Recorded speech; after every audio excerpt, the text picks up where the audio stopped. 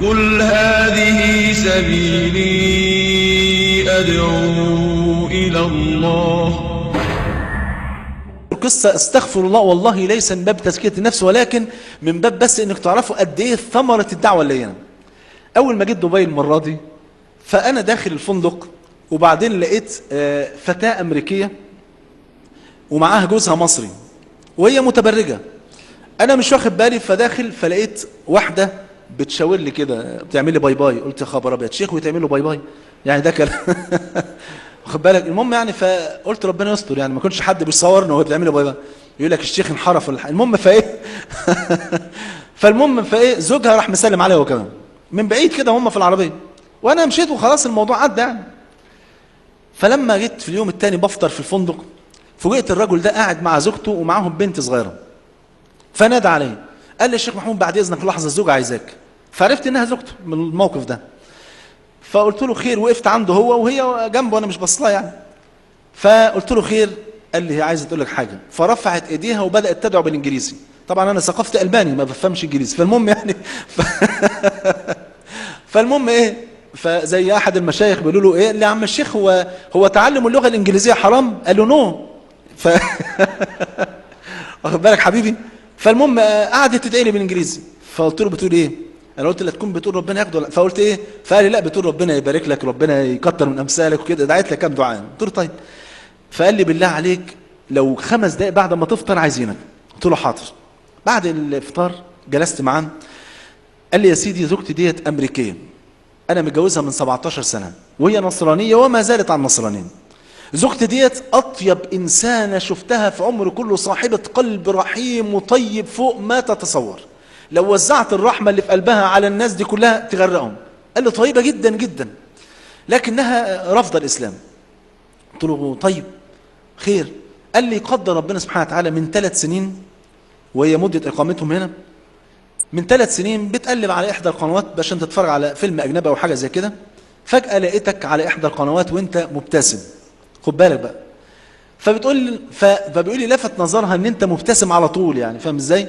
يعني النور ما بيتقطعش يعني شغال على طول، يعني الله اكبر. فبتقول لي لقيتك مبتسم من اول حلقه لاخرها، ساعه ونص مبتسم. فبتقول له هو الراجل ده بيقول ايه؟ قال لها بيتكلم عن كذا وكذا وكذا. قالت له انا حاسه باللي هو بيقوله رغم ان انا مش فاهمه ولا كلمه، هي ما تعرفش عربي.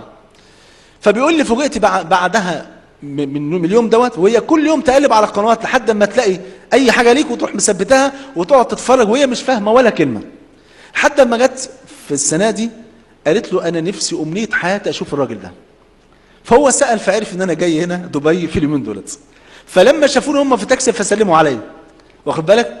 فقلت له طيب ممكن تعطينا الفرصه ان احنا ندعوها يعني باسلوب كده لين وبسيط؟ قال لي يا ريت.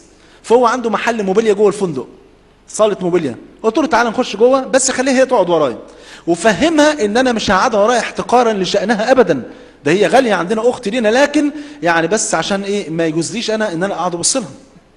فقال لها الكلمتين دولت فقدرت المساله ديت وقعدت بكرسي ورايا. وبدات اقول له انا هقول لك كلام وانت ترجم لها. قول لها اخوك محمود بيقول لك ان واضح ان انت انسانه طيبه جدا، وان انت فعلا انسانه طيبه اللي في قلبك دي نادره ان احنا نلاقيها في الزمان ده. فقال لها الكلمتين دولت فشاورت براسها كده شويتين.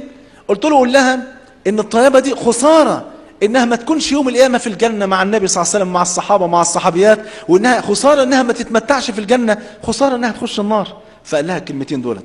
قلت له قول لها كذا قول لها كذا. فضلت ايه ابجح لها نفسها عشان ايه تشعر بقيمتها وتشعر ان لها قدر عالي جدا في ظل هذا الدين. والله الذي لا اله غيره بعد نص ساعه من الكلام دوت هي عماله تسمع وفجاه ابتدت تبكي بعد 10 دقائق. تبكي بكاء شديد جدا جدا لدرجه ان صوتها سمع الناس بره في المطعم.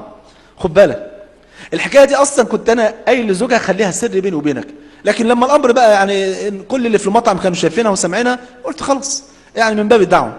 فالمهم بعد نص ساعه قلت له قول لها اخوك محمود بيقول لك هل ممكن تشرفيه بان انت تنطقي بكلمه بالشهادتين علشان ان شاء الله نكون جميعا صحبه في الجنه؟ فقالت له ناو يعني دلوقتي. قلت بس ما دام نونوت يبقى استوت خلاص صلى على الحبيب فالمهم فقلت لها قربي شويه بالكرسي. قلت له لا قرب شويه، وبدات انطق الشهادتين كلمه كلمه وهي تردد خلفي. والله الذي لا اله غيره انفجرت في البكاء، انا وزوجها والشاب اللي شغال معاه، وهي تبكي والناس في بره المطعم متاثرين جدا بهذا المشهد. وقدر ربنا سبحانه وتعالى من غير ما نطلب منها، هي كان اسمها مارينا فسمت نفسها مريم بفضل الله سبحانه وتعالى. وبعدين تاني يوم لقيتها نازله من الفندق لابسه شرب مغطيه شعرها، يعني بدايه حجاب لكن ان شاء الله ربنا يكرمها، ولابسه لبس حشمه اي نعم لكن يعني ما هوش حجاب، لكن واحده واحده. ولبست بنتها شرب طويل جدا، بنتها اسمها نوره. فقلت للوالد، والدهم اسمه الاستاذ رفيق، قلت له استاذ رفيق قول لي نوره بنتك، قلت لها بصي في المرايه يا نوره، مش حاسه ان انت اجمل من الاول بعد لبس الحجاب؟ قالت فعلا انا حاسه ان انا بقيت اجمل من الاول.